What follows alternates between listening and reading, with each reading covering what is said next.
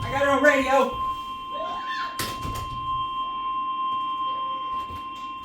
The National Weather Service in Lake Charles has issued a severe thunderstorm warning for South Central Keats Parish in central Louisiana, Evangeline Parish in central Louisiana, Alton Parish in southwestern Louisiana, until 8:30 p.m. Central Standard Time.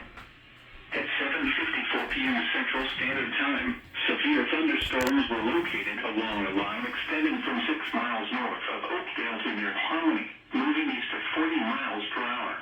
My weather radios are going off too, but I didn't catch that. I was focused on the radio. Source, radar indicated. Impact, expect damage to roofs, siding, and trees. Locations impacted include Oakdale, Monroe, Oberlin, Elizabeth, Turkey Creek, Reeves, Lee, Pine Prairie, Chico, Harmony, Chico State Park, Gerald, Alton Parish Airport, LeBlanc, Crap. Little, Mond, and St. I'm dead. Margaret. No, I'm kidding. For your protection, move to an interior room on the lowest floor of a building.